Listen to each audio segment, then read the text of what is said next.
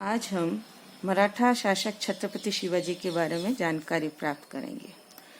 छत्रपति शिवाजी जी का जन्म 1627 ईस्वी के अंदर शिवने के दुर्ग में हुआ था। उनके पिता शाहजी भोसले और माता का नाम जीजाबाई था।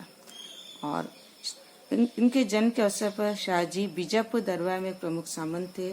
शाहजी ने कालांतर में तुकाबाई मोहिते नामक एक दूसरी स्त्री से विवाह कर लिया था। इसलिए जीजाबाई अपने पति से अलग पूना में अपने पुत्र शिवाजी को लेकर रहने लगी। उनकी देखभाल के लिए शाहजी ने अपने एक वफादार सेवक दादाजी कोंडदेव को उनके साथ नियुक्त किया, जिन्होंने उन्हें सैनिक और व्यवहारिक शिक्षा प्रदान की। 12 वर्ष की आयु में शिवाजी को अपने पिता से पूना की जागीर प्राप्त हुई। कालांतर में 1641 में उनका विवाह साईबाई निंबालकर के साथ हुआ था और कालांतर में शिवाजी ने 1647 में जब दादाजी कोंडदेव की मृत्यु हो गई, उसके बाद उन्होंने स्वतंत्र रूप से अपना कार्य करना प्रारंभ किया था।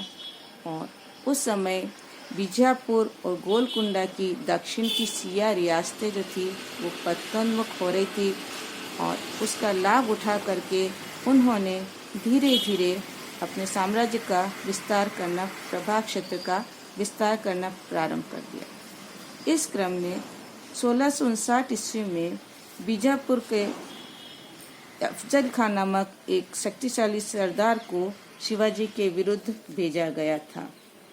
और जब अफजल खान ने कृष्णाजी भास्कर को एक दूत बना करके शिवाजी के पास भेजा, शिवाजी ने उनको हिंदू धर्म की दुहाई दी, उसको विश्वास में लिया और अफजल खान की क्या सोच है इसके बारे में जानकारी चाहिए।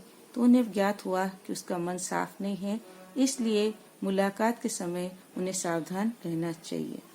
कालांतर में प्रतापगढ़ के क्षेत्र में जो है शिवाजी की अफजल खान के साथ मुलाकात हुई। इस हेतु शिवाजी ने गोपीनाथ को अपना दूत बनाकर अफजल खान के पास भेजा था और यह तय हुआ कि शिवाजी अपने साथ कोई शस्त्र लेकर नहीं आएंगे, केवल 2 अंगरक्षक उनके साथ होंगे। जब अफजल खान के साथ उनकी मुलाकात हुई, उस दौरान शिवाजी ने अपनी सुरक्षा के लिए सिर पर लोहे का कवच नीचे धारण कर लिया था, वस्त्रों के नीचे, और एक अंगरखा भी उन्होंने पहन लिया था। दाएं हाथ के अंदर उन्होंने एक बाघ नख पहन लिए थे और बाएं हाथ के अंदर उन्होंने छोटी कटार भी छिपा दी थी वस्त्र के अंदर। अफजल खान की नीयत साफ नहीं थी। जब वह शिवाजी से मिलने लगा तो शिवाजी कदमों से बहुत छोटे थे, इसलिए उसने उनके गले के ऊपर दबाव डाला और साथ में उनके ऊपर पीठ पर भी वार करना चाहा तलवार से।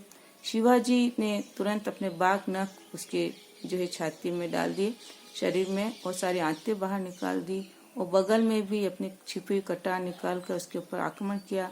इससे अफजल खान की पकड़ शिवाजी पर ढीली हो गई और वो भागा और उसी समय उसके अंगरक्षकों ने शिवाजी के ऊपर वार किया। लेकिन शिवाजी के साथ आए हुए उनके साथियों ने और आसपास छिपी सेना ने तुरंत बीजापुर सेना को समाप्त कर दिया आक्रमण कर। इस प्रकार शिवाजी का प्रभाव बढ़ा। मुगलों के साथ भी शिवाजी के कई संघर्ष हुए। 1663 में शाइस्त खां जो पूना में ठहरा हुआ था, शिवाजी ने उसके ऊपर आक्रमण किया।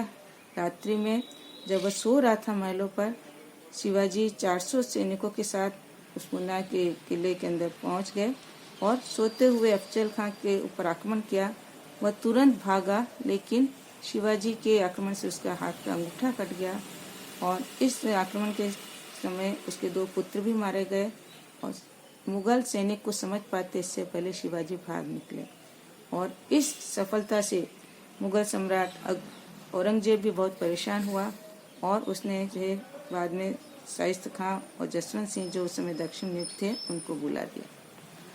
1664 में मुगलों के प्रसिद्ध और समृद्ध बंदरगाह सूरत के ऊपर शिवाजी ने आक्रमण किया। वो 4 दिनों तक वहाँ लूट मार की और जब मुगल सेना पहुँच पाती तब तक वे वहाँ से भाग निकले। इसके बाद शिवाजी को दबाने के लिए मिर्जा राजा जय सिंह को शिवाजी के विरुद्ध भेजा गया, जिसने आसपास के क्षेत्र पर अधिकार किया।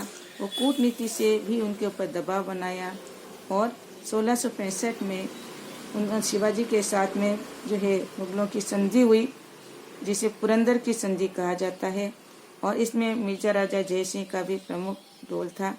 वो वहाँ उस समय सेना नायक थे। उसने शिवाजी को आगरा जाने के लिए सहमत किया। फिर शिवाजी आगरा गए, जहाँ औरंगजेब ने उन्हें नज़रबंद बना दिया। उनके साथ उनका पुत्र संभाजी भी था। और 1666 ईस्वी की घटना है। बाद में किसी प्रकार शिवाजी जो है अपने पुत्र के साथ औरंगजेब के केस से भाग निकले और पुनः महाराष्ट्र पहुंच गए। इस दौरान शिवाजी का स्वास्थ्य भी कुछ बिगड़ गया था। उन्हें कुछ अवसर चाहिए था, इसलिए उन्होंने 1667 में मुगलों के साथ समझौता कर लिया। 1670 तक वो शांत रहे। फिर उन्होंने फिर से अपने साम्राज्य का विस्तार करना शुरू किया और 1674 ईस्वी में शिवाजी ने अपना राज्याभिषेक करवाया। उन्होंने छत्रपति की उपाधि धारण की और रायगढ़ को अपनी राजधानी बनाया। 13 अप्रैल 1680 को शिवाजी का देहावसान हुआ। इस प्रकार मुगल सम्राट औरंगजेब के काल में शिवाजी ने एक स्वतंत्र हिंदू राज्य की स्थापना करने में सफलता प्राप्त की और उन्होंने हिंदू धर्म और संस्कृति की रक्षा के लिए सफल प्रयास किए। धन्यवाद।